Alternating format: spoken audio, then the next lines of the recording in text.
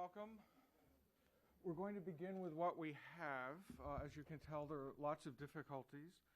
One is we just lost the connection to Moscow that we had, but presumably that will be coming back up.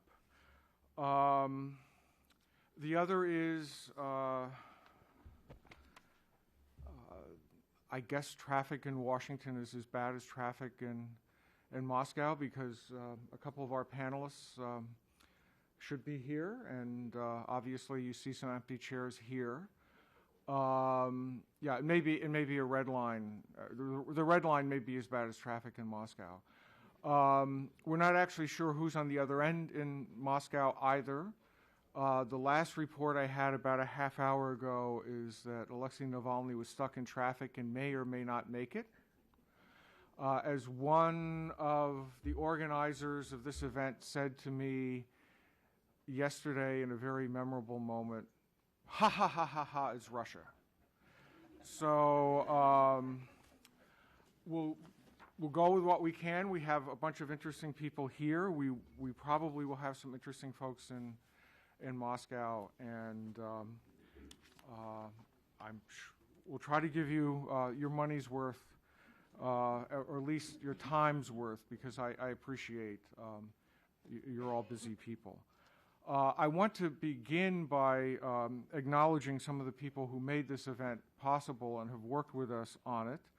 Pavel Ivlev, Executive Director of the Institute of Modern Russia, Ariel Cohen from the Heritage Foundation, and two of the current Galina Starovoytova Fellows on Human Rights and Conflict Resolution here at the moment, Natalia Rostova and Natalia Kamenyarskaya, who's in the room. And also our colleagues at SOTV in Moscow and the AV staff here at the Wilson Center, who probably can't hear me now because they're desperately trying to reconnect with Moscow. Obviously, as this event suggests, the situation is quite fluid in Moscow. I think we all know that, and that makes for an interesting discussion. As I've indicated, we're not sure if Alexei Navalny will make it if the connection to Moscow comes back, but Olga Bushkova from Echo Moskvy and Anne Savortian, Director of Human Rights Watch in Russia and a former Starovoytova fellow, are on the other end.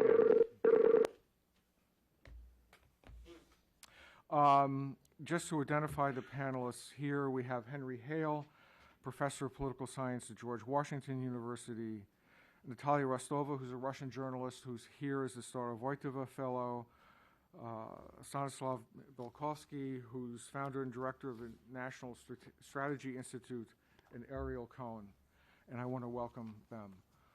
Just to set the scene, I want to give some official results from the elections on Sunday, and then we'll start talking about what the atmosphere and situation is at the moment in Moscow and in Russia, and then begin to move towards where does Russia go from here, and of course people in this room are interested in where the U.S. goes from here.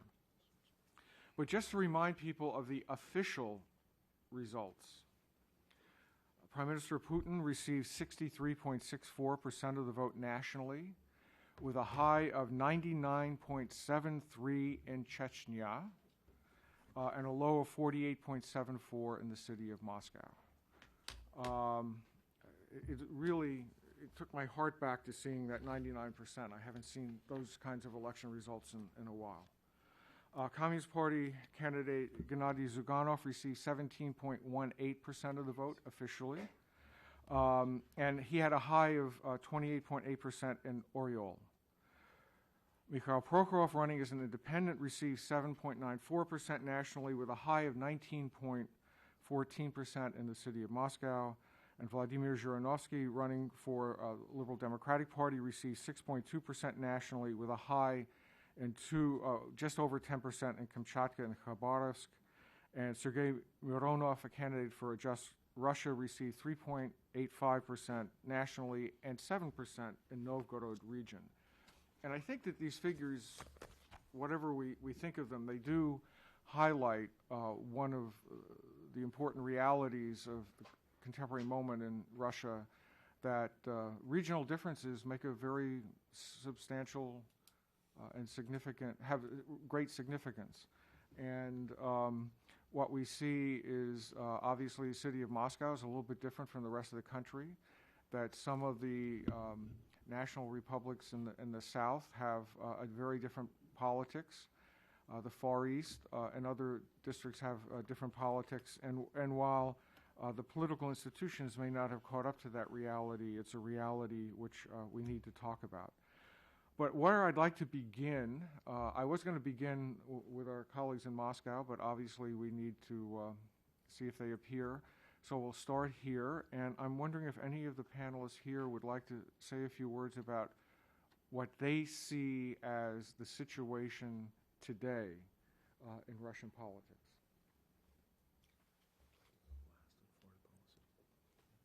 Natalia, can you say a few words, please? As a journalist in Moscow, I cover media, and I would pay attention on the role of media. It's obvious that there were preferences given by the state channels to one candidate, and it's a very usual situation in coverage of political events in Russia. But at the same time, it was pretty unusual for Moscow to see debates, which was provided by state channels. But at the same time, we didn't see Vladimir Putin debating. So we saw several people who presented some candidates, and they were debating with each other.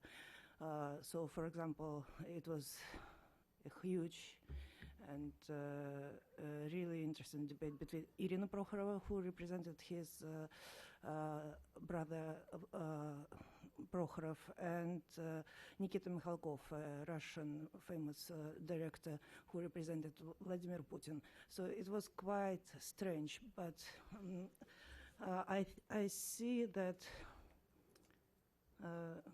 it's really obvious that preferences were, as always, in Moscow at the side of Vladimir Putin.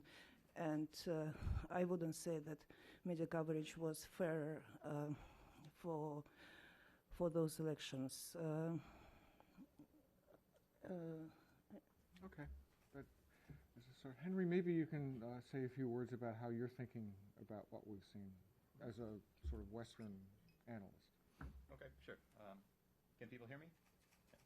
Okay, great. Yeah, thanks. I mean, I guess my view of these elections has been from the start, this is a moment of uncertainty where a lot of possibilities, have been in the possible offing, in the sense that I think elections in these kind of political systems provide important moments when people in the opposition, but also people within the elite who might be dissatisfied with the way that things are going in the country, especially with the way that things are going among the current leadership's policies. There are moments that facilitate coordinated action.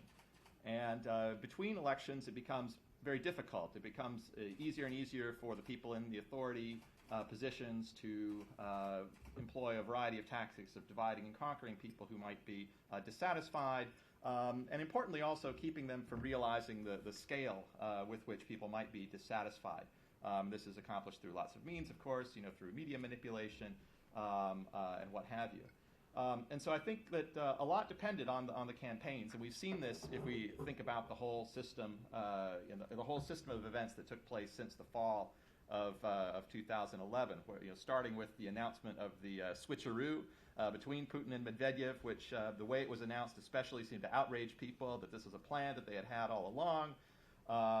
you saw, and this came on top of a significant, though not incredibly dramatic, drop in popularity of both the ruling party, United Russia, and President Putin over the course of the preceding year. There still is economic growth in Russia around the 4% level, but it's still much lower than it had been before 2008, when things were really growing in kind of a booming fashion. So this led to this period of outrage after the Duma elections. I think basically, kind of just to summarize things, to sort of set the stage, my interpretation of this, which I don't think is particularly revolutionary, is that the authorities saw this decline in popularity and basically realized that they were not going to be able to generate the votes that they needed through their usual mechanisms without taking extraordinary measures, and the system was unprepared for that. So you had a lot of kind of haphazard, unprepared attempts to perpetrate fraud that seemed to have been documented. These were fairly easily exposed by a lot of people, sometimes even within the political systems themselves, who didn't like these practices. So you had this flood of videos and things on the internet that seemed to indicate evidence of fraud. And so this made it, all these things kind of combined to generate this massive public outrage. And you suddenly saw the largest public rallies, certainly in opposition to the regime, that we've seen since the early 1990s. And so that was pretty dramatic. So I think then the key is, what was going to happen after that? And we've seen the system work in some ways like it usually does in the big picture. It's a highly centralized system that doesn't react by itself to change. It's not built to absorb change by itself. Instead, it's a system that depends very heavily on centralized manual control by the leadership.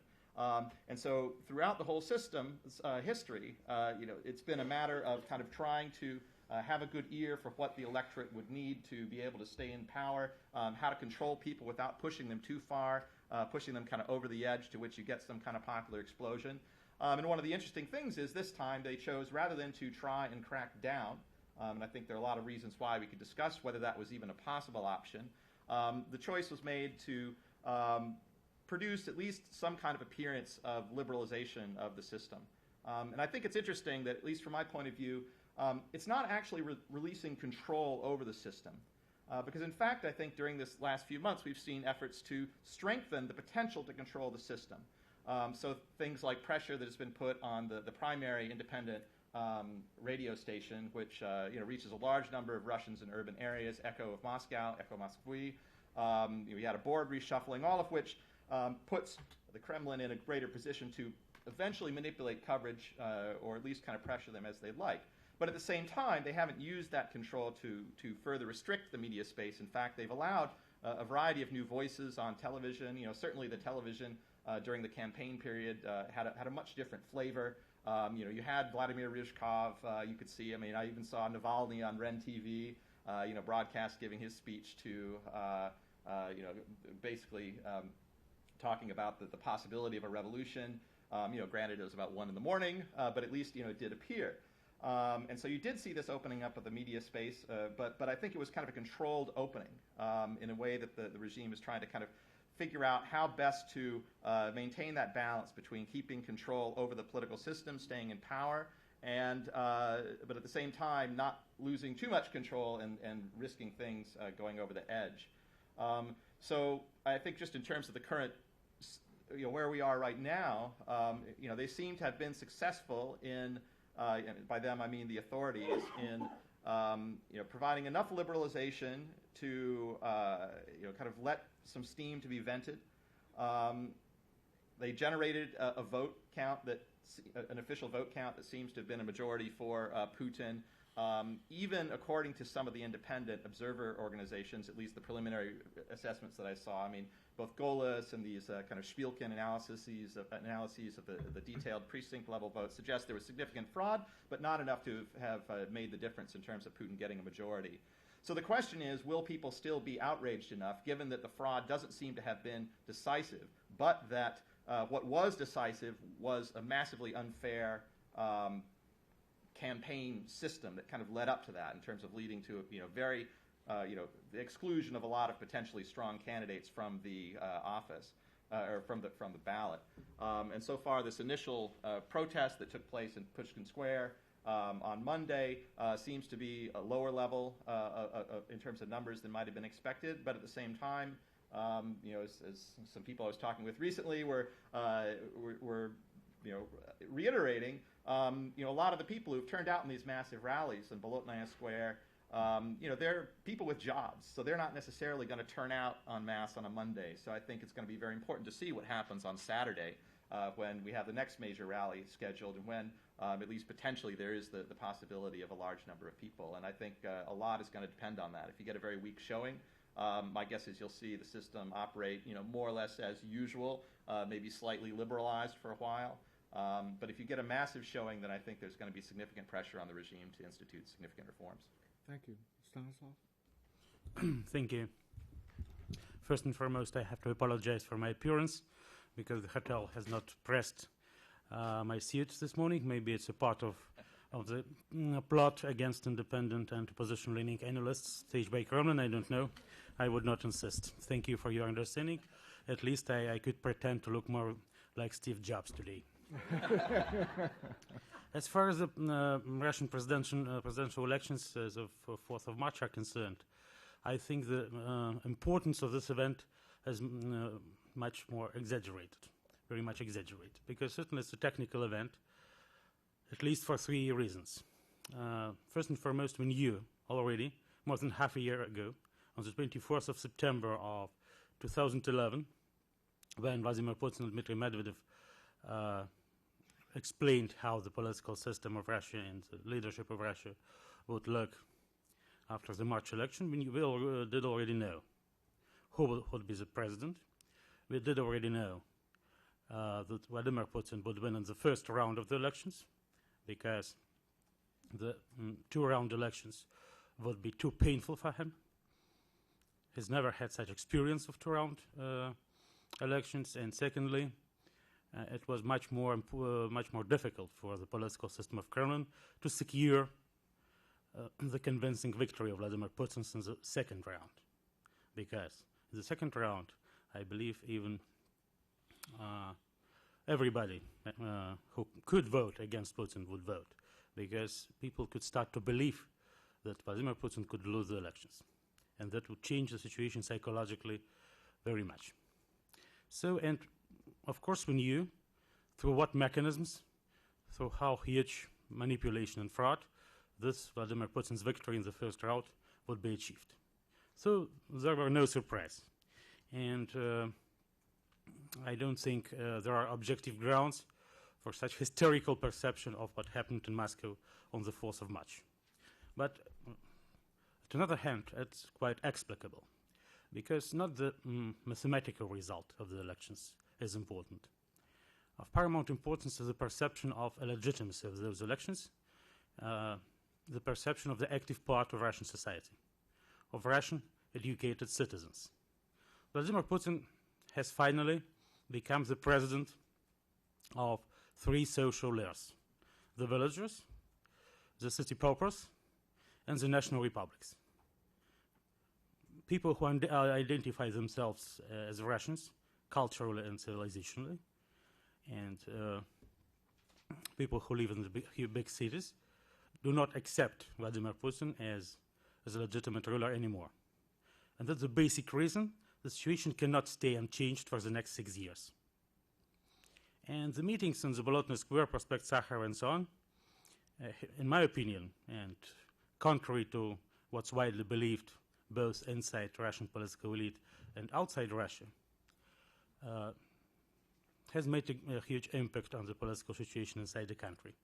The new laws we have now, the liberalization of party legislation, the new rules, actually old, good, forgotten rules of governors' elections, even the possibility of new State Duma elections in 2013, 2014, the ideas of constitutional assembly already discussed at the level of Medvedev and Putin, all those are direct or indirect results of the meetings, of this concentrated and good, well-organized protest of Russian-educated citizens.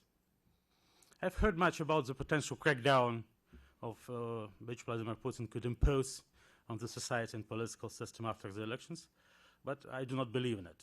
The basic problem of Putin is that he is delegitimized by the Putin's political and economical generation itself. Putin is no more acceptable for the people whom he brought to the Russian political and economic scene himself. There are deep contradictions inside Russian elites, and I have talked much with many representatives of big Russian business, of Russian bureaucracy, and so on, and much of those people respect Putin and recognize his dignities, recognize his contribution to the formation of this very social group, of this very class, who is now coming to Bolotny Square and Prospect Sakharov. But at the same time, they all recognize that Putin is no more acceptable in long-term and even in mid-term prospect. The question of Vladimir Putin staying in power after 2018 is no more discussed at all. And maybe, especially the question of 24 years of Putin and Medvedev changing each other in power. And in my opinion, it is the most dramatic, most important and significant result of the protests of Russian educated citizens in December of 2011 and January 2012. That's why I think the development of Russian political system has very distinct dynamics. I dare to maintain that Russia has entered the new period of long-term political turbulence, which I would call Perestroika 2, since it's very similar to Perestroika 1, started 25 years ago under Mikhail Gorbachev. And like now, 25 years ago, that were Communist Party secretaries, Communist Party top officials, who actually initiated the changes, not to abolish the political system and not to abolish the political system and communism as ideology and system of power, but to improve it and to keep the power. And the Perestroika 2 would go under Putin and under his allies, and that would end up in the same as Perestroika 1, with a dramatic change of political system and with the establishment of the new statehood on the south, on the Eurasian heartland. Thank you. Thank you. I see we have Moscow, so I think we'll go ahead and have our colleagues in Moscow join in the conversation.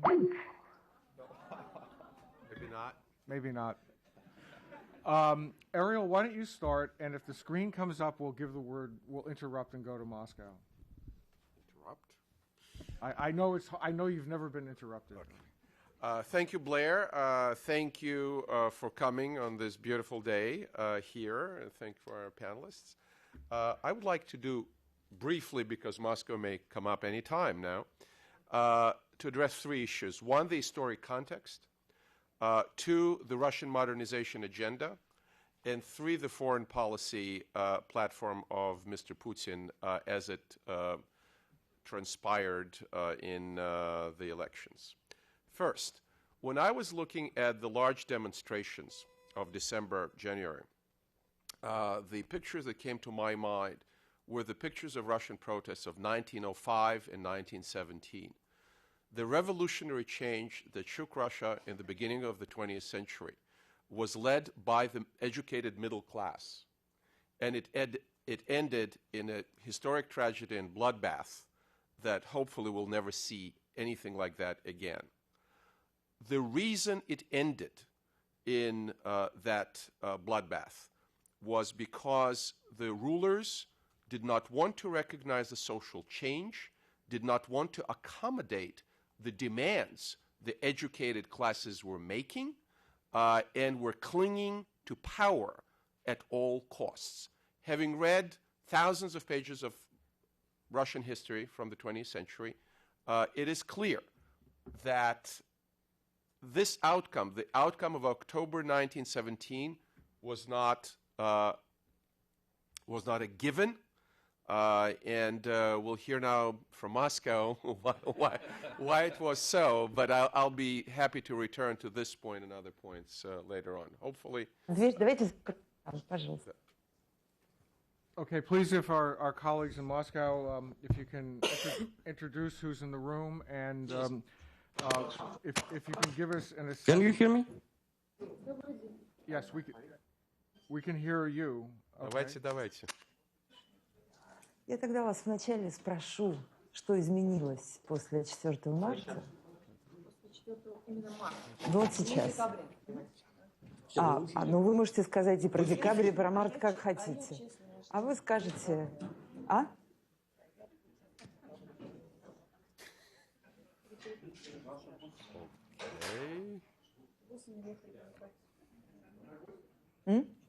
Well, I know this is Anna Savortian, Director of Human Rights Watch in Moscow. Нет, сейчас какой-то обрывки мы слышали, но...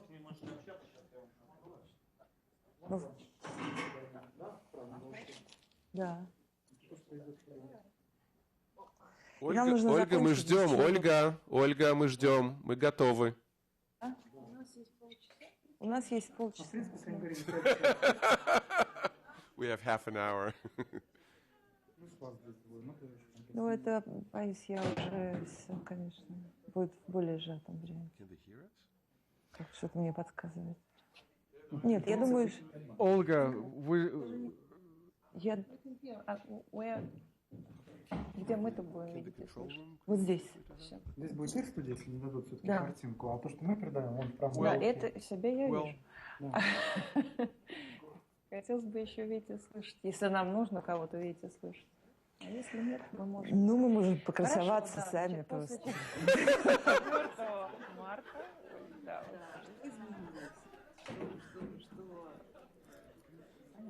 Можно ли сказать, что какая-то другая ситуация? Понятно. I told you it would be entertaining. Если коротко, пока бы я не сказала. Ну, вот вы Ariel, объясните. why don't you make your second point? Okay. So the lesson of the 2 Russian revolutions as it applies to today is it is a responsibility of those in power to accommodate the civil society, to recognize its political and social change, and to create a process and the outcomes that will prevent the bloodbath from taking place. And the fact that the opposition leaders were arrested again at the demonstration at the Pushkin Square, the fact that the OMON was used, is telling me that these lessons have not yet sunk. The lessons from the tragic Russian history have not been drawn by those who are in power. They may be involved in a political maneuver to marginalize these people, to derail them, to treat them as dissidents were treated in the Soviet Union with 15-day incarceration, with fines, with judicial persecution, and not with a real dialogue. And I recognize what Bilkovsky said, that, for example, the election of governors is a great step forward. Registration of political parties is a step forward. And hopefully, with a number of these steps, we will have a political system that is flexible enough, that can recognize the demands in the society, adapt, and have the positive political outcomes. As we don't see Olga and the other lady there, I'll move to my second point. And my second point is that the modernization agenda that is facing Russia today is an agenda that was not in the middle of the election debate, was not in the middle of discussion by either side. The 21st century Russian modernization agenda is dealing with both the software of the state and the hardware of the economy.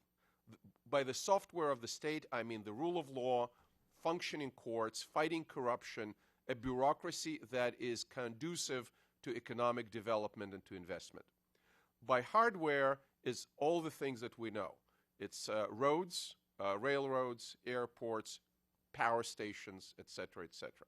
In order to address that modernization agenda, you need trillions with T, trillions of dollars. And what I see coming from Mr.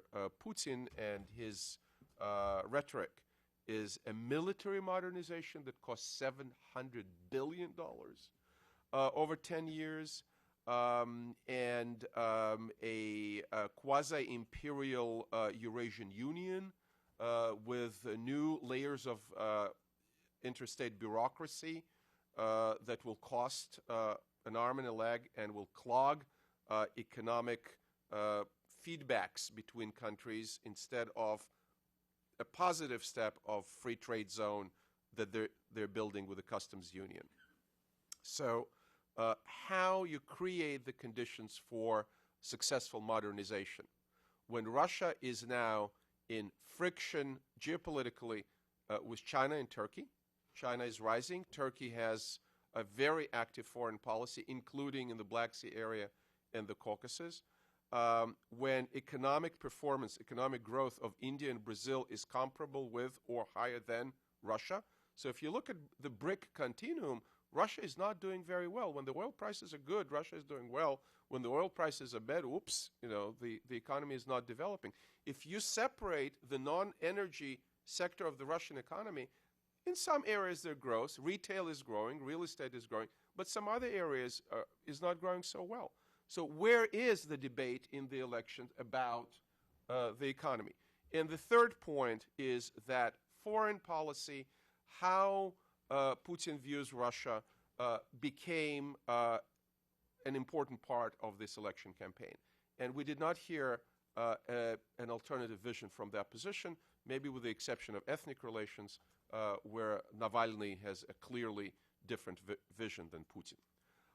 And I would summarize Putin's foreign policy vision as the traditional Russian imperial second half of the 19th century, beginning of the 20th century vision. Putin likes to quote Gorchakov, Count Gorchakov, the foreign minister. Россия сосредотачивается, Russia is concentrating. It was indeed a title of one of his lengthy articles. I don't know why you write a 10,000-word essay when you're campaigning in those segments of the population that Stas mentioned, the babushkas, the national republics, etc.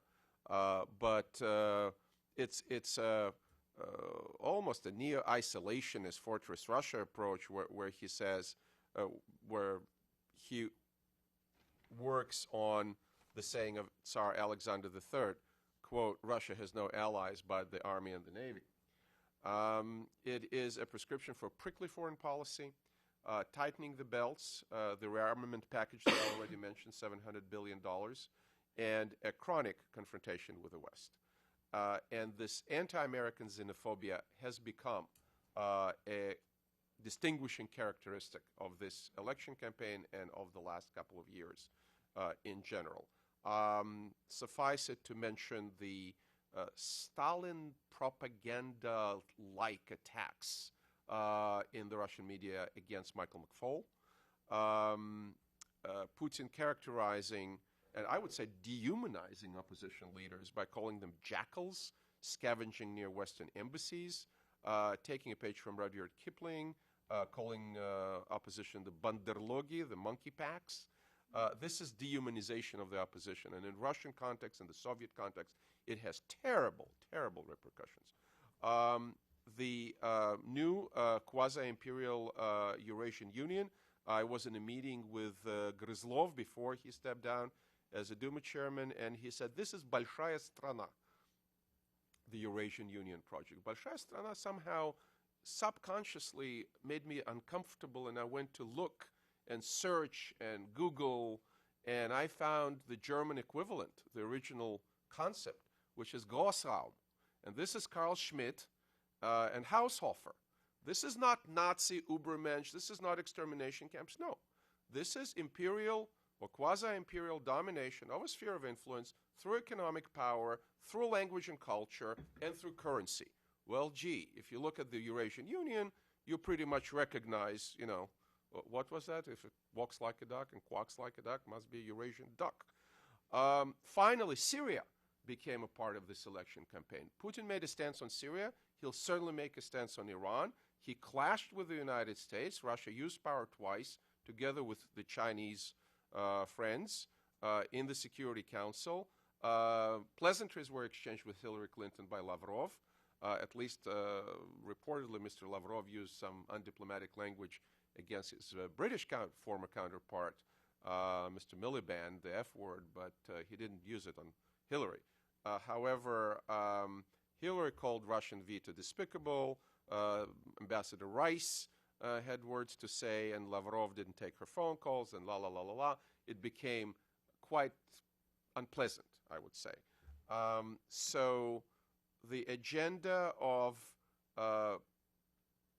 having Russia in confrontation, the agenda of criticizing not just the United States, but the Obama administration. The Obama administration went out of its way to promote the reset policy, try to accommodate Russia on the START treaty, is looking for a mutually acceptable settlement on missile defense, which a lot of people in this town don't like, and nevertheless, maybe for electoral purposes, but having been in 8 meetings with Mr. Putin, I do believe it goes much beyond the election tactics. He really mistrusts America, even the Obama administration, and this, too, is going to be a distinguishing characteristic of Putin 4.0.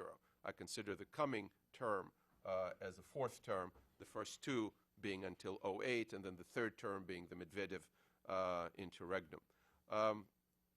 Do we have Moscow? We don't have Moscow, but Right, we want to have a conversation. So. Okay. So this requires, in our view, that the administration re-examines its Russian policy. In view of the Syria situation, in view of the anti-Americanism that is so rampant, the priorities have to be to protect American national security interests, not to compromise on missile defense, and put pressure, frankly, with our European allies and with those members of the Arab League that are pushing for a peaceful settlement on Syria and for disarmament of Iran from its nuclear program. We have to put more pressure on Russia to protect American foreign policy interests. Thank you. Okay, can Moscow hear us? Again. You can? Good. Finally, we can. Okay. Maybe if our colleagues in Moscow could say a few words about Погромче нельзя немножко сделать? the current situation in the atmosphere you feel in Moscow and what the legacy of the election will be. We can't hear you now, unfortunately, but of course we're absolutely ready to improvise. Well, your questions are more or less predictable, and you want to know something about the outcomes of I the hope so. elections, both Duma and presidential. But I hope your answers are not.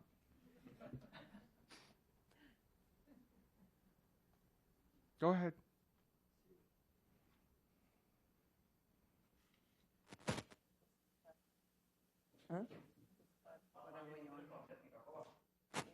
Есть. Выключен, конечно. Это у вас на вот пошли. Это не у нас. Звонил? Нет, никто не звонил, ничего не происходит. Абсолютно. Нет, у меня стоит авиарежим. Нет. Давайте теперь поменяем. Но у нас просто нет звука. У вас подрыв. Подрыв. Okay, can you hear us? No. Oh, okay. We're going to continue the conversation here, and I think if we don't have an indication that they can hear us, we'll just move on with what we have here because this is getting to be distracting for everybody. Can you hear us? Yes, No. we can. Okay, then. See If, you. We can hear you now. okay. Yes, we can hear you. So Okay. please. Good morning. Go ahead, Olga. Why don't you talk a little bit about your sense of what's going on in Moscow? Why don't we share these thoughts? At the moment, I think everyone is sharing reflections on the gathering on Pushkin Square on the 5th of March. That's the main news. The interview that actually happened there was an excessive use of force by the OMON and the law enforcement agencies.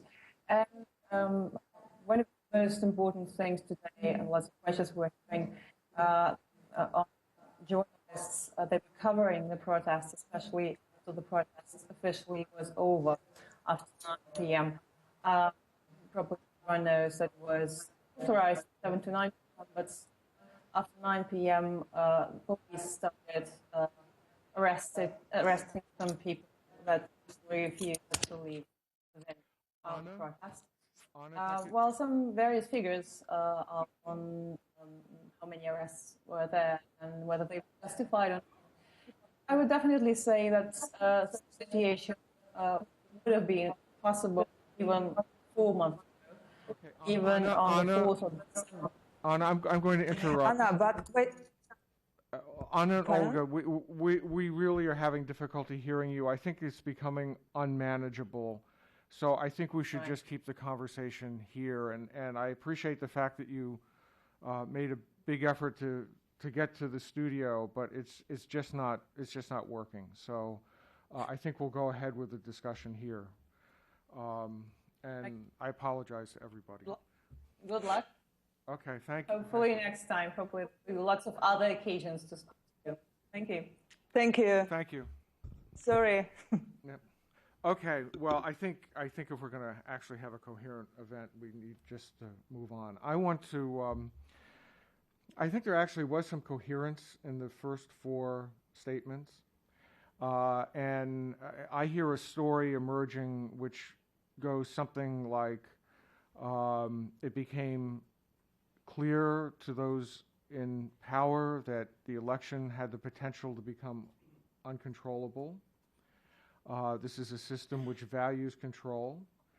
It resorted, probably successfully, to a certain set of methods that it's used in the past in terms of media control, in terms of the rhetoric of nationalism and anti-Americanism.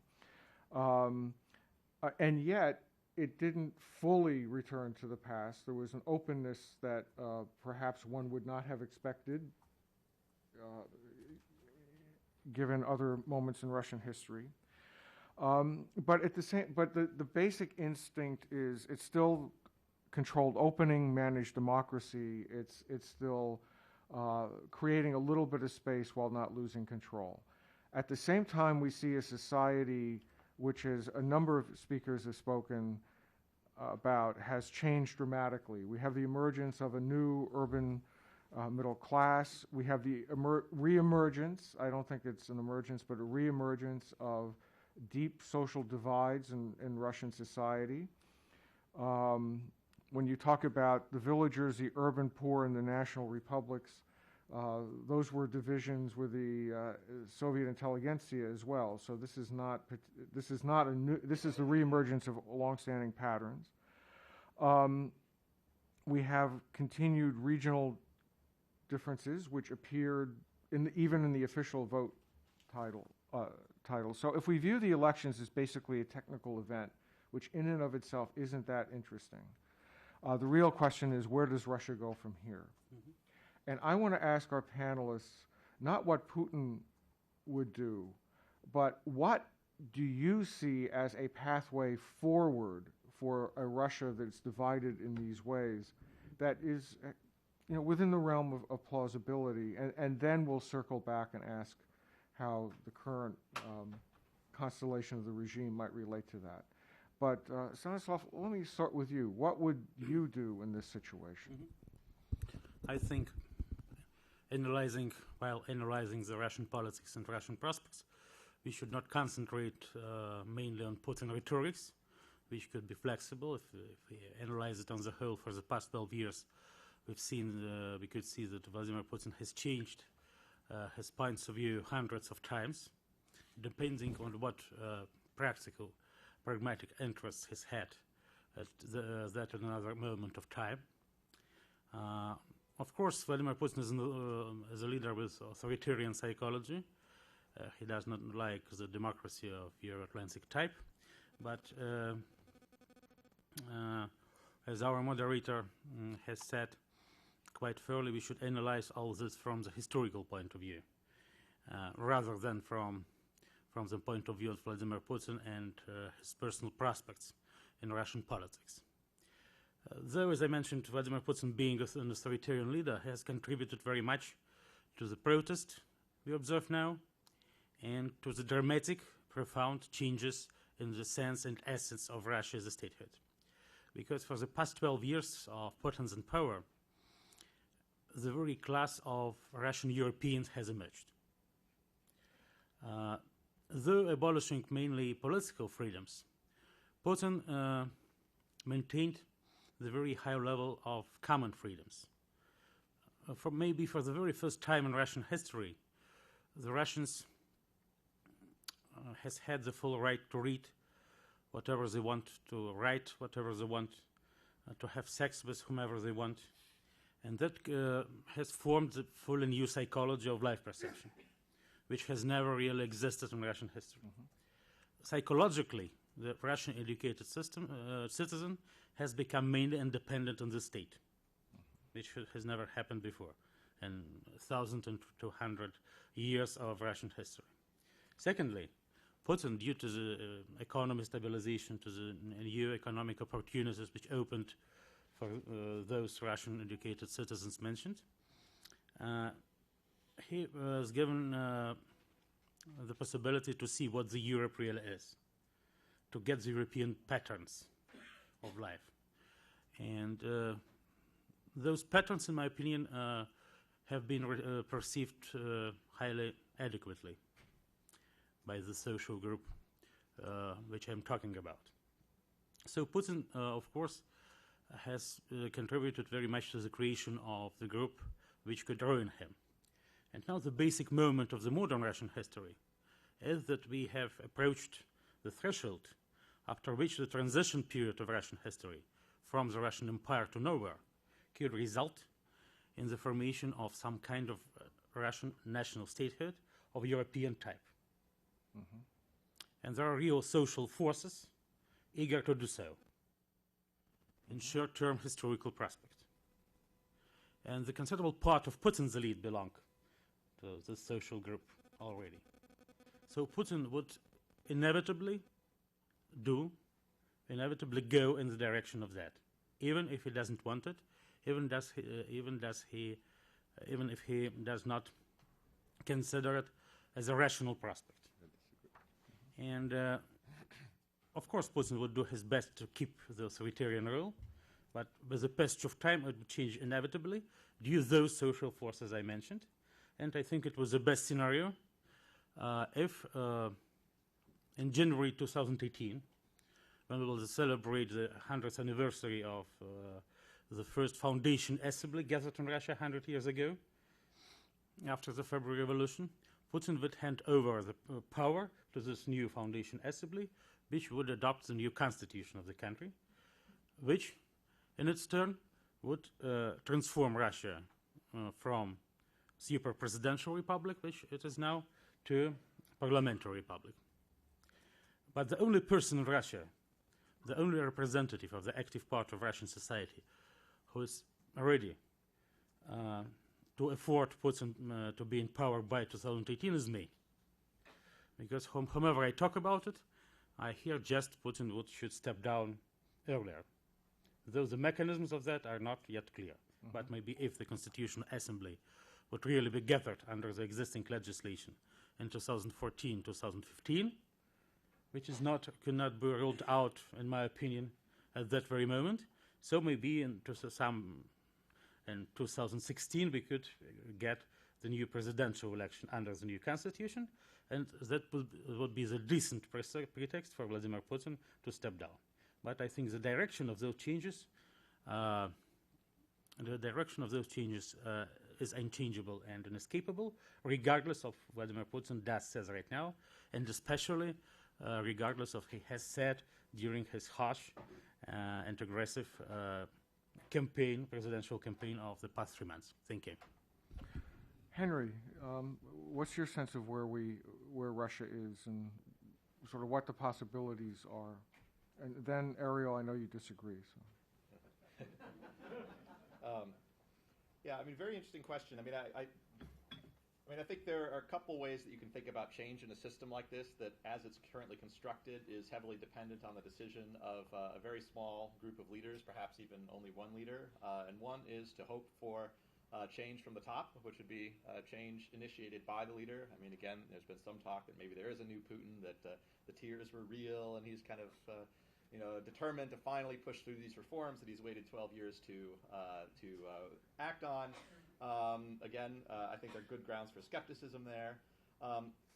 But I think it's hard to imagine that as long as he and his ruling group stay in power, that you're going to see dramatic changes, the kind of serious political liberalization that you're going to need, that almost everybody is talking about, even within the regime. Are talking about as being necessary for Russia to make a breakthrough in terms of political and economic modernization. But then the question is, well, okay, are we going to rely on a new president? And I think this starts to touch on what Mr. Belkovsky mentioned, which is the possibility of some kind of constitutional change. Because it seems to me that, the presidential system, especially this kind of super presidential system, tends to work fairly strongly against trends towards political liberalization in these kinds of societies, because as long as there's one person that remains the focal point of authority without strong checks and balances, there's always going to be the temptation, even for a new president, to try and preserve those powers and to use those powers for what they might see as good, maybe even to try and push through democratic changes or market changes. But even in the context of Russia, we should think about how, we've heard these stories before, right? I mean, this was the logic behind implementing the presidentialist constitution in 1993 in the first place, which had to do with Yeltsin's ability to push through reforms. And in fact, even before 1993, that constitution, that was the argument for increasing presidential powers, giving Yeltsin temporary powers to push through economic reforms. But we see where that leads. So, like Yeltsin, maybe we can conclude in retrospect that Yeltsin never had any, real democratic conviction, was never aiming actually to, create a modern Russia. But what we see is, I think, that kind of having that authority for a president, and I think almost especially for someone that actually has a strong agenda for reform, can be a very dangerous thing, because then the same efforts to use this power to reform can also undermine the very democracy that makes the reform and the true modernization sustainable in the long run. And I think we've seen this in different places in the former Soviet space. It's not to say that presidentialist systems are never are never compatible with democracy. Certainly, there are countries that have presidential systems. I think maybe countries at lower levels of development, where you have strong levels of kind of clientelism, patron-client relations, high levels of corruption, make these presidentialist systems more dangerous. In Latin America, we've seen countries, start to make significant breakthroughs towards democracy now with presidentialist systems. But they also had the benefit of much stronger and robust ties with North America, Western countries that can help constrain democratic or autocratic impulses. So I think that, in thinking about what might come from the future, even if we get a new president, I'm still probably going to be skeptical that in the longer run we'll see significant change, or at least in the medium run, unless somehow the political system is transformed to create a genuine sense of, a genuine set of balances against executive power. And I think, parliamentary systems are not a panacea. Certainly you can have very strong concentrations of power in a parliamentary system. But I think some kind of system that provides, whether it's some kind of, carefully calibrated balances of executive power, The risk, of course, that is that the competition gets kind of out of control. You get chaos like you see in Ukraine, paralysis.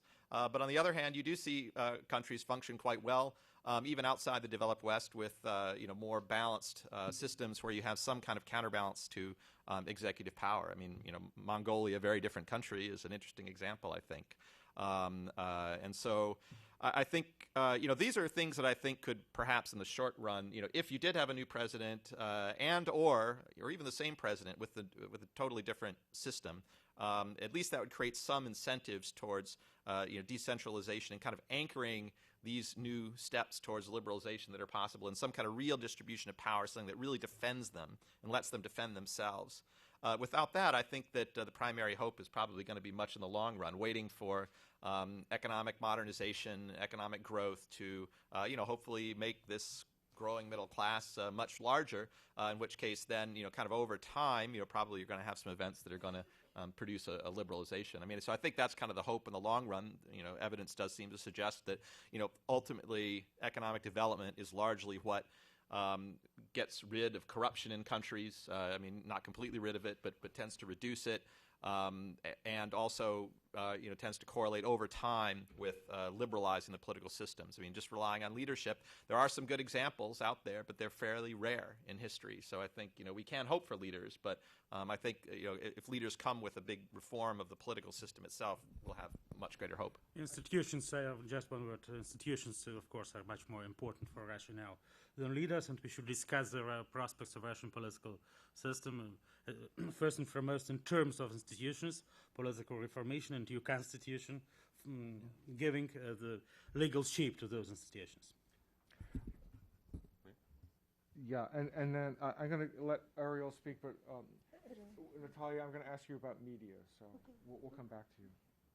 Ariel? Yeah. Barred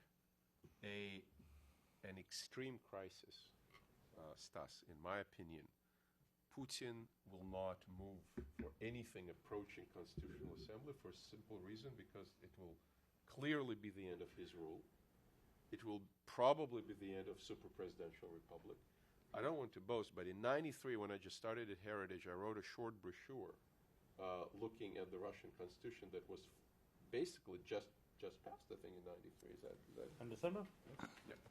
And saying that this Constitution allows concentration of power, which is unprecedented, even by Western standards. And of course, with Yeltsin, there were objective physical or physiological or biological factors that militated against execution of that power.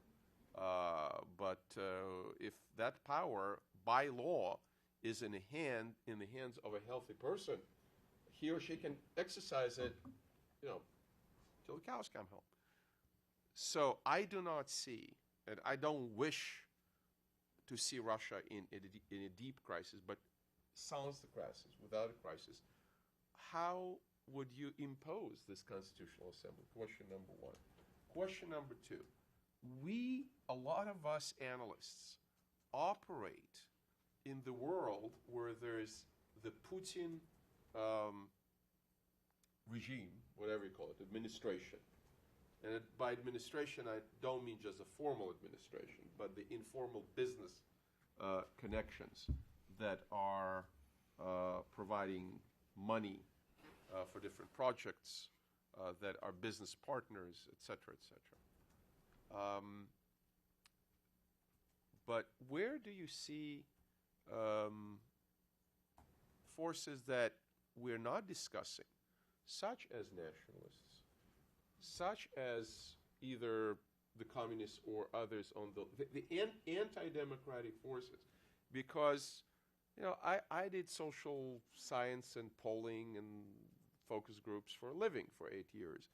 And I just don't see the critical mass of liberal democracy in Russia today. Maybe things will change. Maybe if you open the system in 2, 3, 5 years, there will be a majority or plurality of Democrats, small d.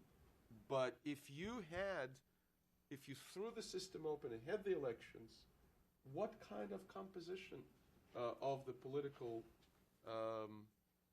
political power would you have? I'm not convinced it's going to be Yabloko. Yavlinsky never polls for more than, what, 2%. It would be, something like Union of Right Forces, who's probably sealed with this leadership or that leadership. Plus Kasyanov, if you consider Navalny a Democrat, even with Navalny, we have no idea what kind of power is there, and how do you protect that system if it's an open system, if it's a system where really the outcomes of the elections reflect the composition of the society and the preferences, political preferences, and whatnot. How do you protect the minorities if there are groups or parties or militias that get armed? Because that scenario we have to take in mind too. If there is a crisis, even if there is a political crisis, you may have parts of the military or parts of the security forces going to different parts of the political spectrum and militarize. And we've seen it in the Middle East. We've seen it in Russian history in 1917. And without power, democracy cannot protect itself. From within, I'm not talking about external protection, from within. So unless such time that I see those who want to throw the system open address these issues, I have my questions not answered.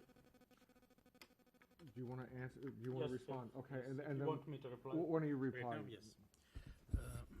First and foremost, we should understand that Putin's regime is not just Putin himself and some restricted number of his cronies.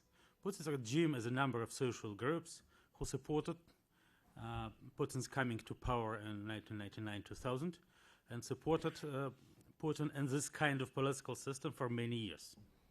Not in vain has the perception of presidential elections in Russia in this year differed so much from the perception of the similar elections in the past, though the presidential election since 2004 has been nearly as much doubtful as the elections in 2012, though we've had numerous manipulations and fraud in the elections, though Putin had no real competitors or the potential competitors had not been allowed to cast for president, it was the same. But we have never observed such a level of outrage in the society. Why? Because the layers who formed the base of Putin's support for many years do not more support Vladimir Putin. That's a principal change. The Putin's elite does no more support him. And that's why, regardless of Vladimir Putin himself thinks of political prospects of his own, the situation differs dramatically, I would say, I dare say, from something we've had just a couple of years ago. Because the Putin's elite and this middle class of Russian-educated citizens created under the conditions of Putin's era, and as I told you, to a very considerable extent due to Putin's politics, they went against Putin. They do not want Putin anymore. Very characteristical in this sense is an article of Andrei Kostin, head of VTB, a Russian bank, one of the largest state-controlled Russian commercial banks, and one of the closest ally of Mr. Putin. There was a very large article in Kommersant newspaper about, I believe, 2 weeks ago. Yes, and though praising Vladimir Putin for his leadership qualities and for some of his successes as president, this Andrei Kostin being very close to Putin, I mentioned another time, and very dependent on Vladimir Putin in many crucial questions, Andrei Kostin wrote that now we understand clearly that regardless of how we perceive Putin, he by no means can Vladimir Putin stay in power after 2018. It's very characteristical, because just a year ago we could never imagine such a person writing something like. It's very reflecting. And as far as new political forces are concerned, I think the old political landscape should go with Vladimir Putin along. Communists, the old political players should go with Vladimir Putin. Because why would they? Because Okay, I want to give Natalia a chance to Yeah, okay. jump in, and then I will open it up. Natalia, I want to ask you about the media. There are two challenges confronting Russian media, which create opportunities as well as difficulties, and they have to do with obviously the efforts, perhaps the efforts of control in traditional Russian ways, but they also have to do with the media landscape changing in Russia as it's changed everywhere, with social media and so on and so forth. What role do you see the media playing in the medium term and during the next presidential term in Russian politics? What's important? What's not important? How should we think about the role of media? From one side, we see concentration of media in the hands of elite who is supporting Putin. We see the growing role of Yuri Kovalchuk, for example, which is famous for being named in the press as a personal friend of Vladimir Putin. But at the same time, we see that the internet, the role of Facebook in Russia is extremely emergent.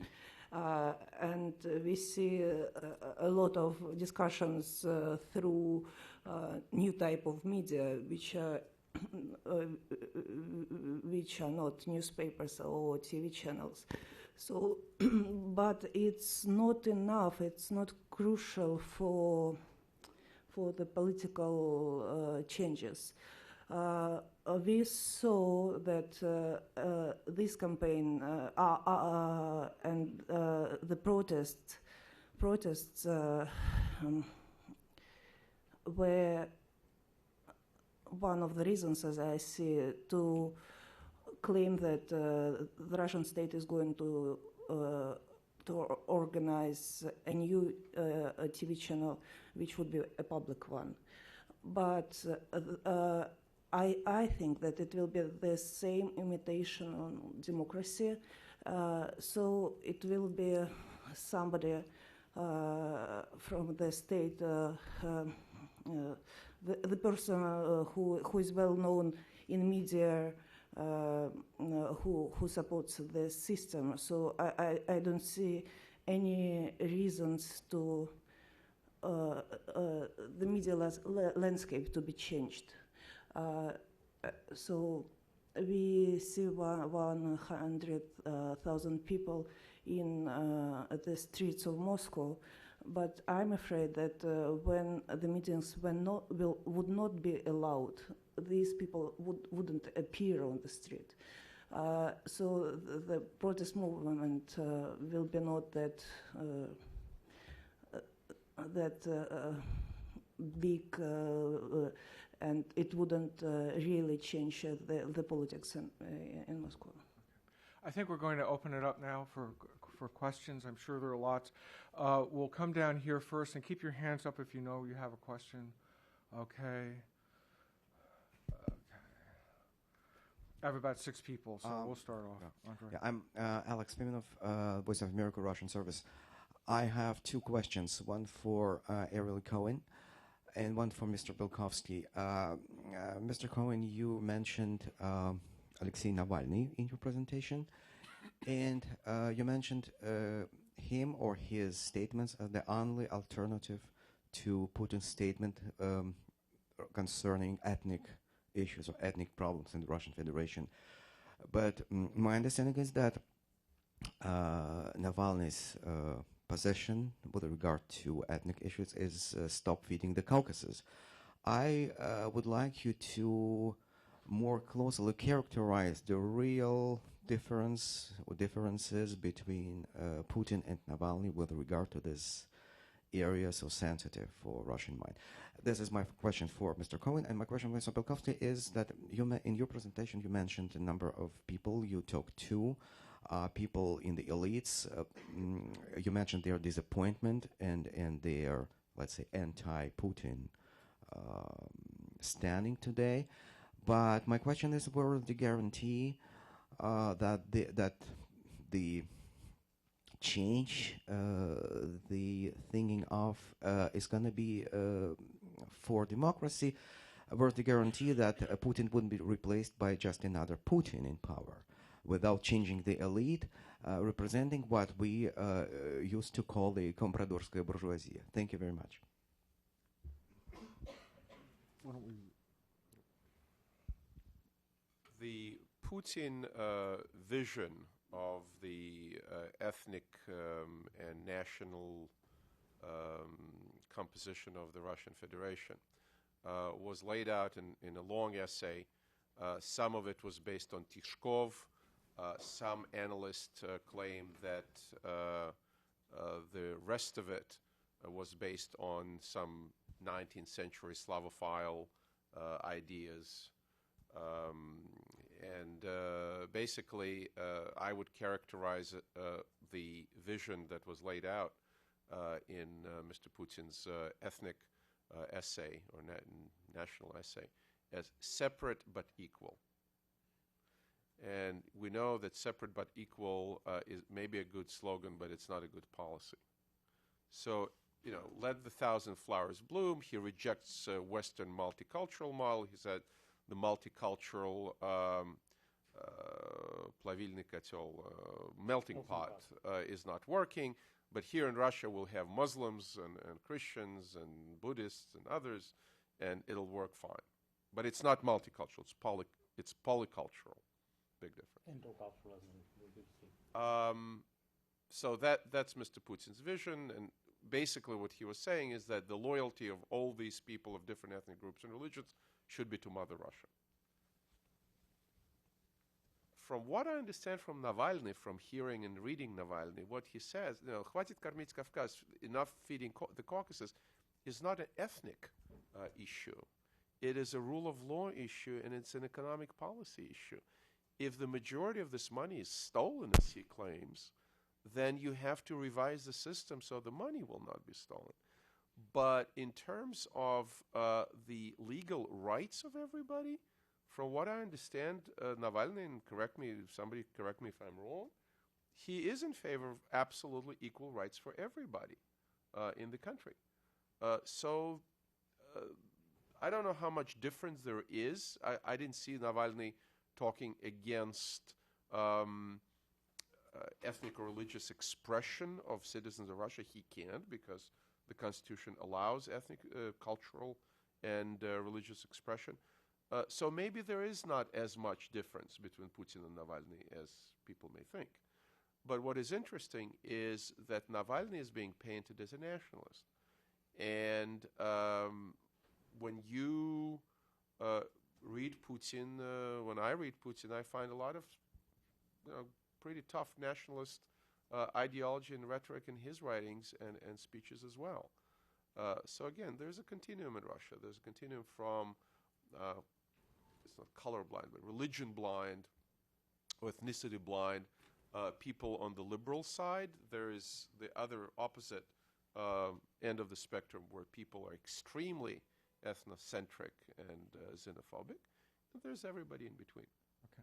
Stanislav, and I already have a long list, so I want to begin to give If people I'm a allowed, chance. I had just a couple of words to what Ariel Cohen said about Navalny, because I know Navalny for many years, and we cooperated already 7 years ago, trying to work out something like national democracy ideology for Russia, based on the European classics of national democracy like Ernst Gellner, Erich Hobsbawm, Benedict Anderson, and others. And I think now Navalny does represent this very national democracy ideology for Russia. That's not pure xenophobia of old imperial style.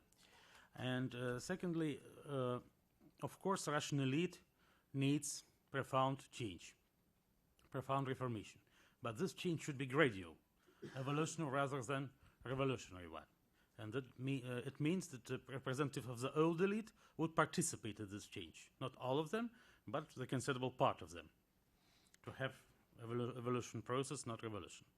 Secondly, of course, the sense of profound political reformation is to come from presidential republic to parliamentary, and from leadership paradigm of power to team paradigm. And if it is accomplished, if we are successful in that, we are secured, we are protected from changing Putin for another Putin. Thank you. Okay, I have on my list, and I'm reading the list to be sure I haven't missed anybody. Harley Balzer, Mark Pomar, Mark D'Anastasio, Anatol Senkovich, and this gentleman down here. Is there anybody else who wants to be on the list? Okay.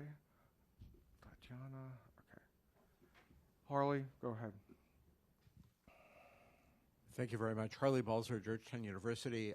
My question is about the media, which seems to be coming across as a monolith rather than as a lot of people contributing to the programming. You know, back in 1991 during the coup, one of the most interesting things that happened was that an editor on Первая программа ignored the order to take the trembling hands out of the video and said, oh, let the people see it. I got the impression that in December, when the protests caught people by surprise, that there was a lot more coverage of what was going on and that journalists were trying very hard to be professional and, you know, put that stuff on the air, that by February there began to be some more limits, but even in February they would call it by a different name and get more things out than we had been used to seeing. I'm wondering if you could say anything more about whether this sense of professionalism on the part of journalists is beginning to have some impact.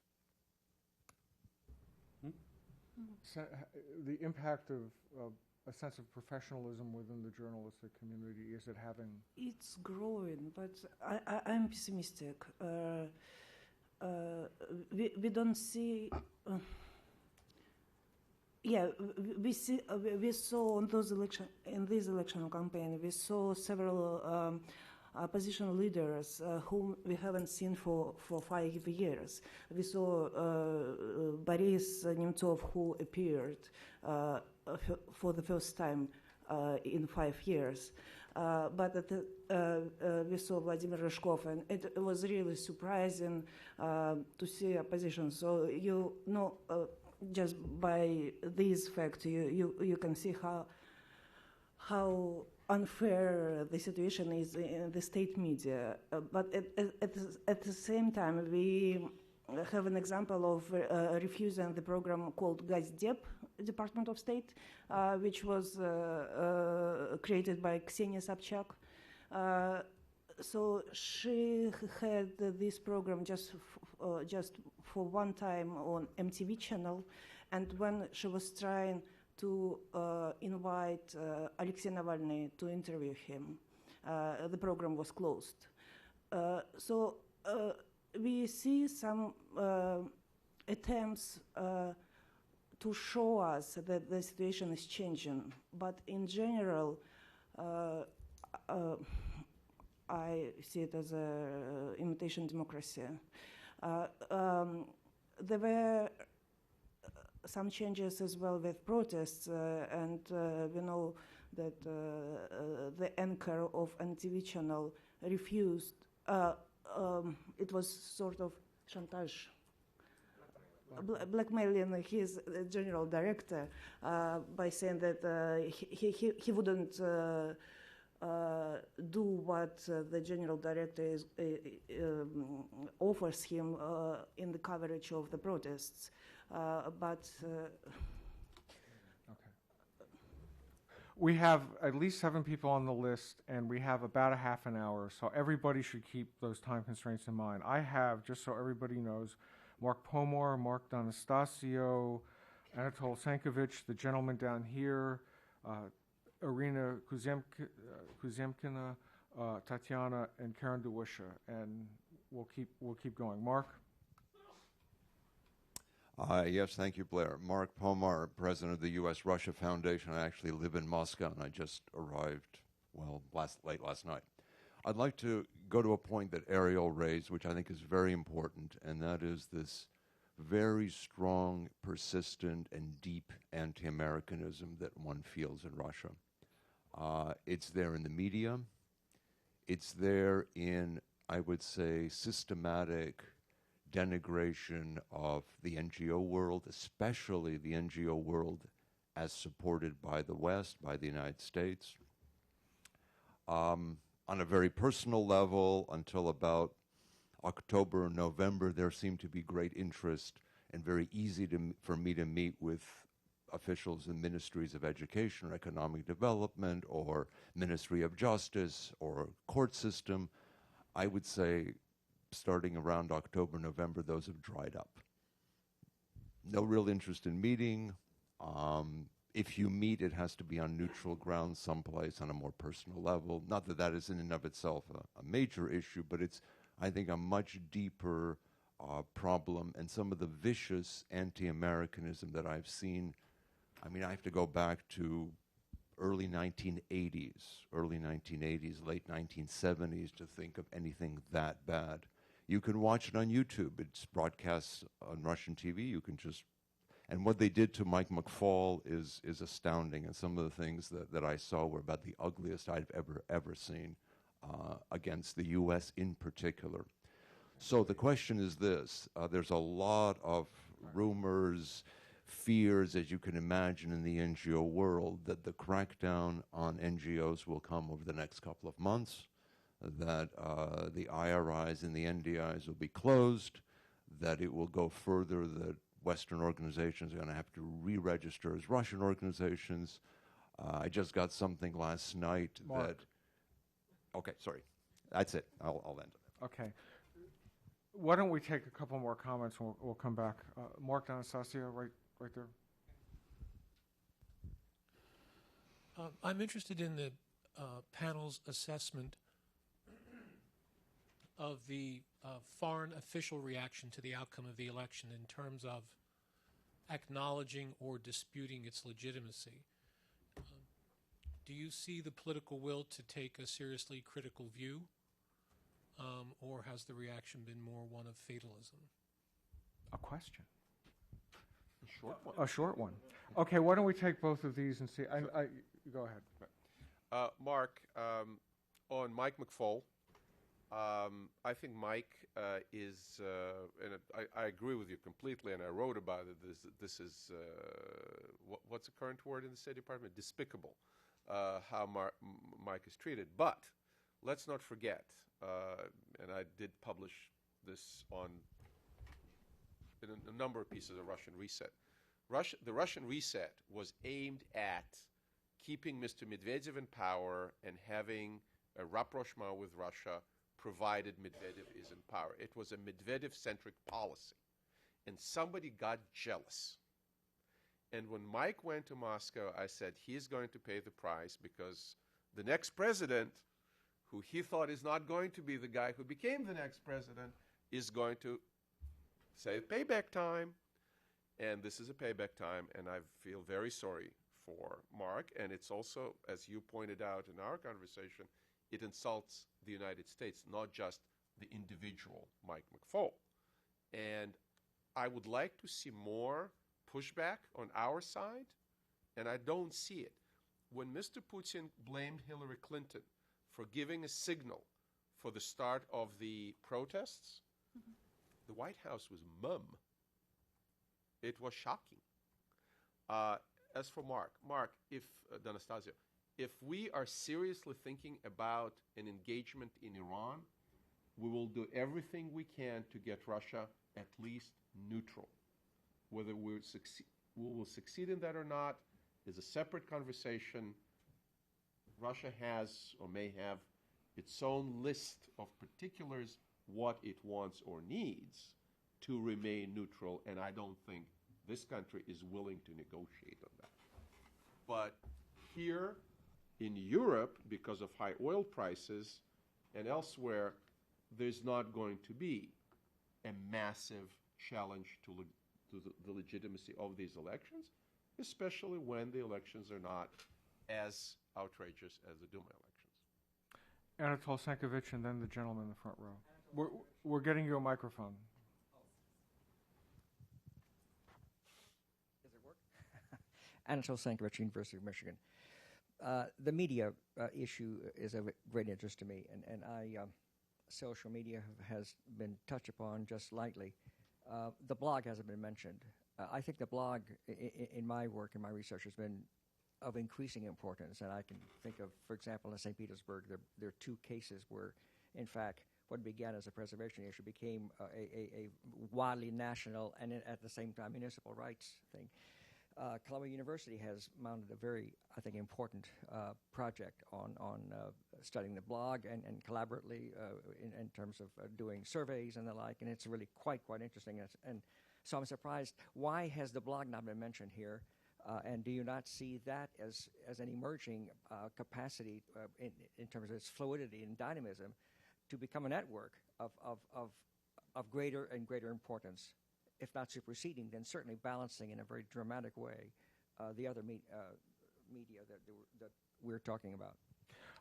Henry, since I know you're sitting here with your computer open, maybe you can, as is Ariel, but why don't we give Henry a chance to respond to this, and then I know you need to leave too. Yeah, I mean, I think on the blogs, I'd be interested in your opinion as well, but I mean, I think it is significant. I mean, the question is, I mean, there are two questions. One is kind of how broadly do these reach? There's expanding reach of these new media now, but also who does it reach? And it does provide a very easy platform for people to present a wide range of views. On the other hand, I mean, you do see persecution of bloggers. I mean, there are a variety of cases that have happened. Some going on in Ufa now. Certain bloggers have been prosecuted under the new extremism laws, I understand it.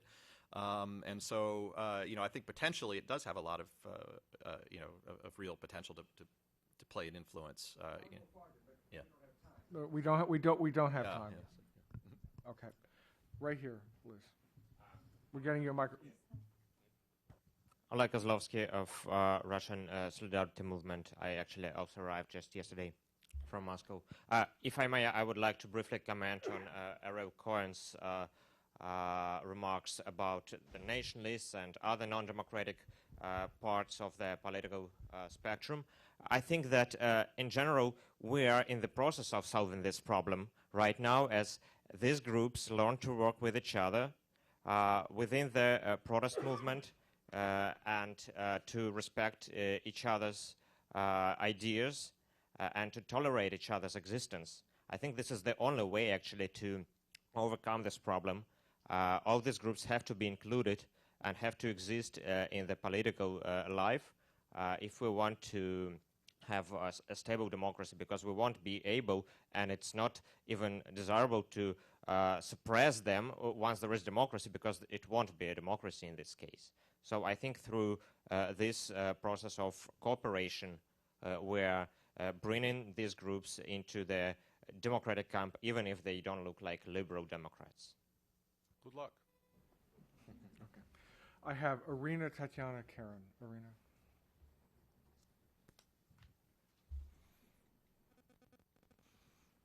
Good morning. My name is Irina Kuzamkina. I'm a student at George Mason University, and I have a question for all panelists.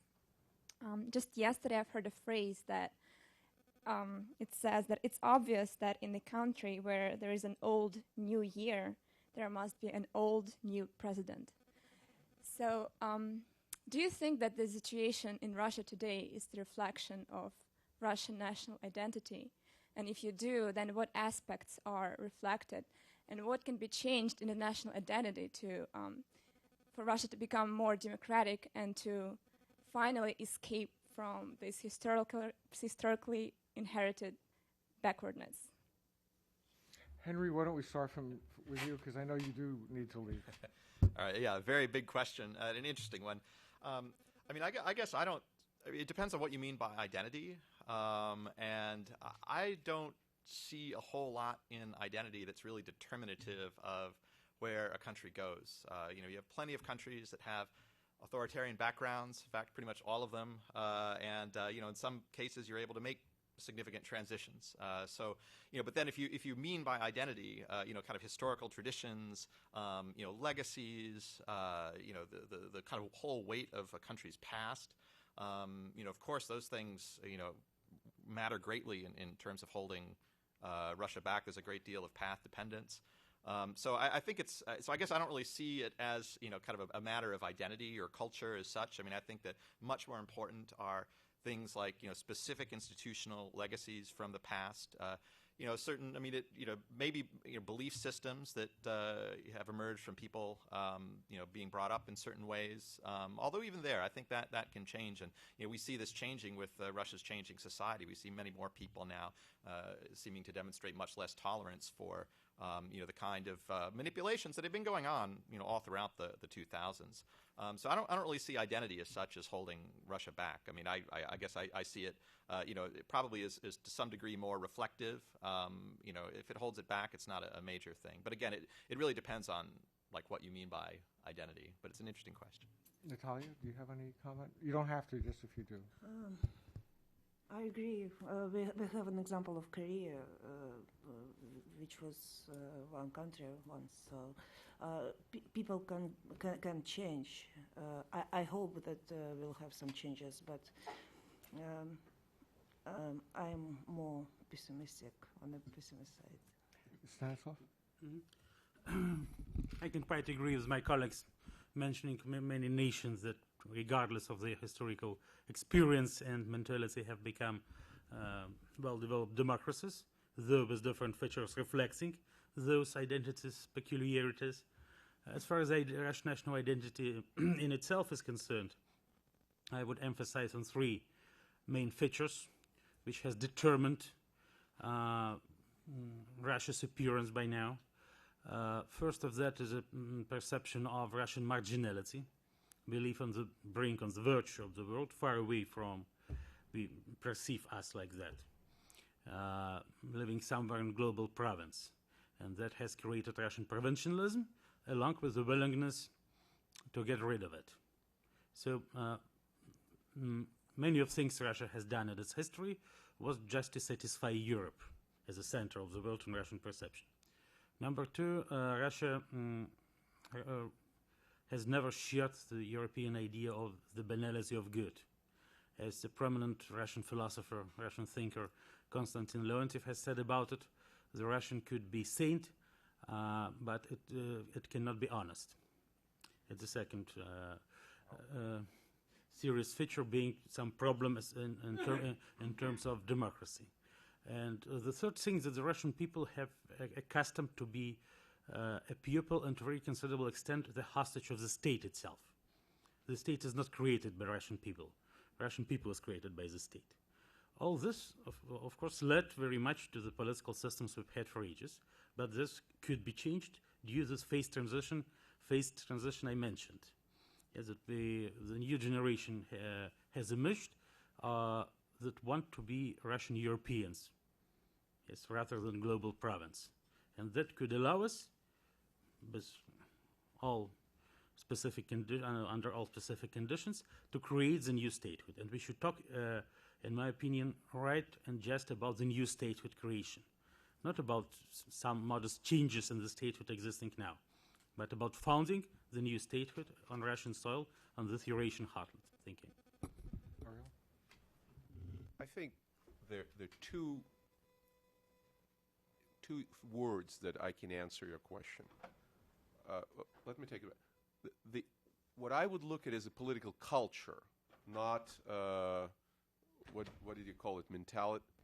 It's not an issue of an identity. I agree with Stas and with others, but the two issues that have to be addressed in order to make the next generations of Russians participate in democracy. Democracy is a technical thing to a great extent. And the two issues are history,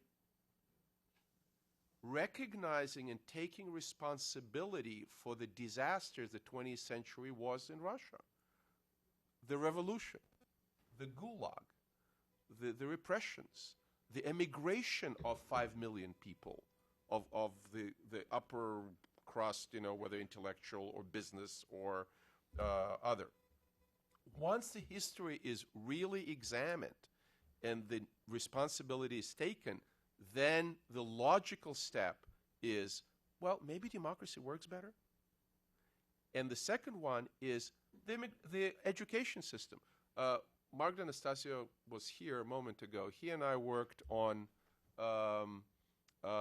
educating high school children for the rule of law in 1990s. It was a World Bank funded project. We did everything we could and then the Russian Ministry of Education did not introduce that program that was created by Russians. We did not tell the Russian people what to think about the rule of law, but the Academy of Education was taken over by communists, and the Ministry of Education did not want to clash with them, and it didn't happen in your school system. So education is the main way by which children will be educated that that's how things are done.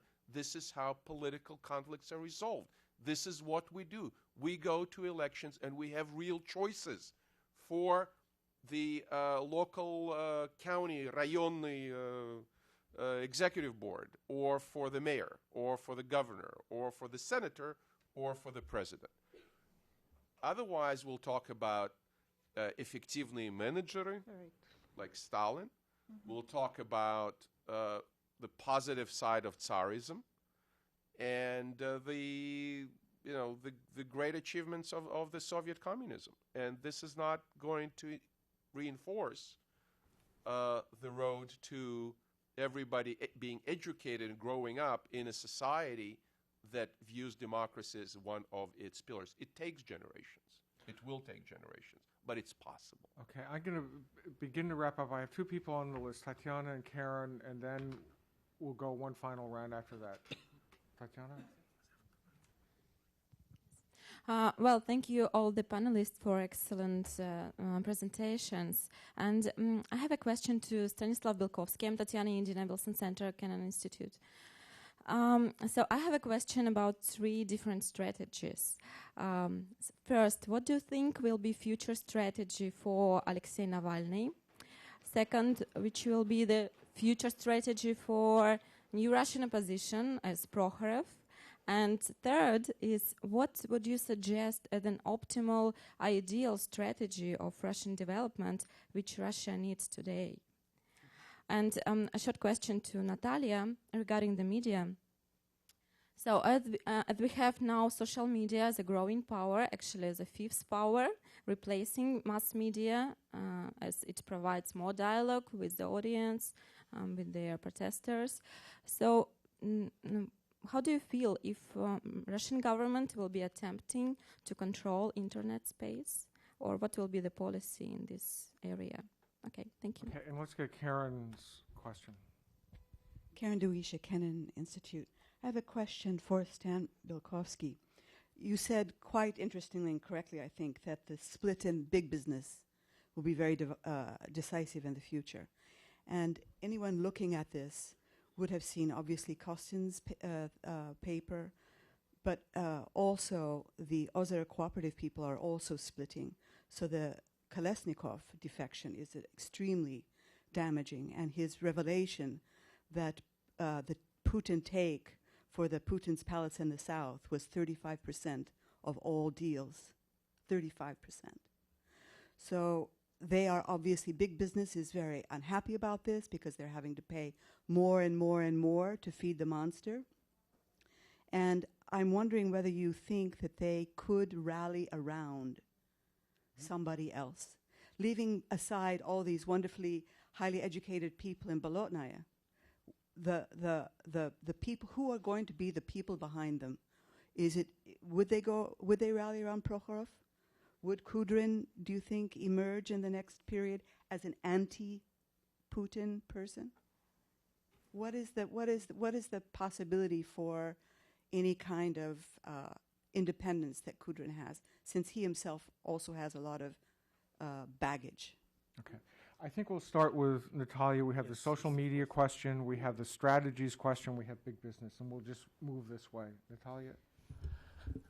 We saw a very cynical attitude of the Kremlin to the media. So the main point, I believe, in relations with media and Kremlin is how much influence media. So they don't care about small papers. They haven't cared for a long time, but then they started to buy those papers by businesses which are controlled. So the only really free area in Russia in media is the internet, I believe.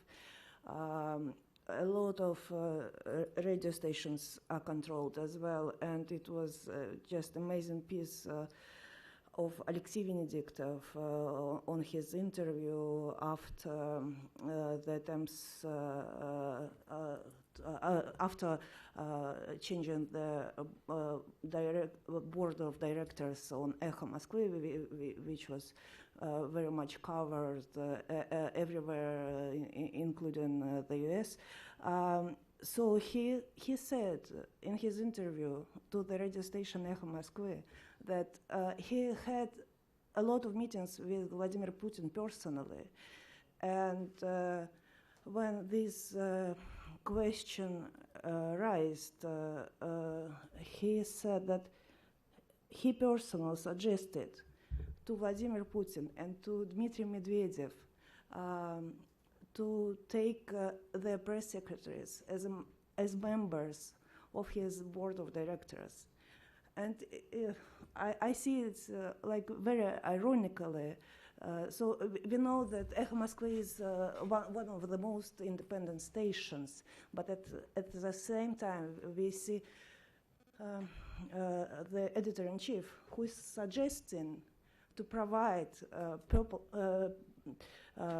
authorities to his board of directors. I know that probably there are no other ways to deal with it, but I don't see any hopes for media to be liberalized. We need to wrap up. Stanislav, you have several questions for you. Yes, thank you. Lately, I've been criticized by Alexei Navalny for talking about him more than he wants me to talk about him. So that's why I would ask you to turn to himself with a question about his political strategy. The only thing I would say that, as far as I see it, Navalny wants to be alone for a certain period of time, not to get associated with all the rest of the opposition, and especially with the oppositioners with high anti-rating. So Navalny wants to wait, not to be in a hurry with for creation new political structures involving anybody else but himself, because now he's almost flawless, regardless of any accusations on him. As far as Prokhorov is concerned, I'm not close to Prokhorov, but as far as I see, he's still a Kremlin-connected politician. But the march of events in Russian politics could change the situation, as it changed the views and political preferences of some figures in late 1980s, when Communist Party secretaries turned to Democrats. So Prokhorov now goes the way of creation of the right-wing Liberal Party, and I think he's right in that, because the party mechanism could help him to enter the power struggle at the new stage. As an ideal strategy for opposition on the whole, as if I understood, if I remember your question correctly, I would say that 3 new parties should be created to replace the old parties of old epoch, which should go contrary to Mr. Cohen's skepticism along with Putin. One National Democracy Party, which Navalny could be one of the leaders. Social Democracy Party, building on some activists of Communist Party and the Just Russia, and the Liberal Right-Wing Party, which Prokhorov is being created right now. So as far as big business is concerned, first of all, I'm quite sure that not the business feeds the monster feeds the business. Sergei Kolesnikov, mentioned by you, would never become millionaire without Putin and without political possibilities of Putin. So that's why Putin allowed them to become millionaires and billionaires, not them become Putin to get some money. So this logic, it's very important to understand, in my opinion. And I bring you another question, not mentioning the very name of the person, but the head of a very large state bank, not VTB, which is very close to Putin personally, invited me, an outspoken critic of Vladimir Putin, and we spent 4 hours in his study to discussing what to do. It's just one example, but it was hardly imaginable just a couple of months ago. Yes, business is connected with Putin. The big business respects Putin. The big business appreciates the role Putin has played information of this very big business, but at the same time, this business understands two things. That first, it could never be legalized in the West without dramatic changes inside Russia. And secondly, that this business has no chances for any substantial developments without changing political and economic models of Russia. Thank you. Ariel, any final observations? Well, there was a question, I believe, on media. Mhm. And the one, you mentioned Venediktov. There was on one of Venediktov's blogs, or if I remember correctly, maybe it was somebody writing about one of these Venediktov's meetings with Putin. So Putin's asking, so tell me, who is behind these protests? Who is organizing it? You know the story? And Venediktov says, Facebook. He says, Zuckerberg. And his excellent press secretary, Mr. Peskov, said, we watched the movie. So this is where the disconnect may still be. So Zuckerberg is not organizing. Neither does Steve Jobs. The ruler... No more alive. Well, that's the only reason. I know that. But this is what to my earlier point. The rulers have to catch up with the social, business, and demographic processes of the ruled. Without that, the ruled will not be willing to be ruled, and the rulers will not be able to rule. So here I jump from Steve Jobs and Zuckerberg to Lenin. The components, the constituent components for the revolution, as Lenin defined them, do still apply in some cases, in many cases, in Egypt, in other places, and there's only two alternatives: reform or revolution. If you catch up, you reform. If you don't catch up, you get booted out. Well, I want to begin to wrap up. And first off, I want to apologize to everybody for all the technical difficulties we had, but I think our panelists have saved the day. I'm struck by continuities in two directions, which are very important, and I think really suggests how people who are concerned about Russia need to think about what's going on and not just focus on the event of the election itself. The first is really about analysts of Russia. We all read our Marx. We're all fundamentally material determinists, over and over and over again, right down to the last quote by Lenin. And we talk about business driving changes and so on and so forth. I think it's actually one change is that maybe people who are concerned about Russia need to broaden their social science horizons a little bit, and that includes me, because I've talked in these terms too. But more importantly, I think we see that there is a central drama to Russian political life which continues. And just yesterday there was it's making the rounds on the internet, I'm sure you can find it, there's a very dramatic photograph of St. Petersburg on Monday night. And it's, on the one hand, it's a quite stunning photograph. It's very reminiscent of 19th century Romantic paintings of St. Petersburg cityscape. And it's the security forces and the demonstrators in front of St. Isaac's Cathedral with this beautiful dramatic sky and dramatic lighting. And of course, it's where the Decembrist revolt took place. Part of the Russian story does seem to be that Russia, for whatever reason, reasons to be debated, is caught in a cycle of reform that never quite gets there. And I think the story of the moment is that that drama, that long drama of Russian life continues. And clearly, this election, in many ways, given that broad sweep of history, is but one very small, maybe even forgettable technical moment in a broad historic sweep, which has given us great art, but has also given Russia a catastrophic 2 centuries. So on that note, thank you all.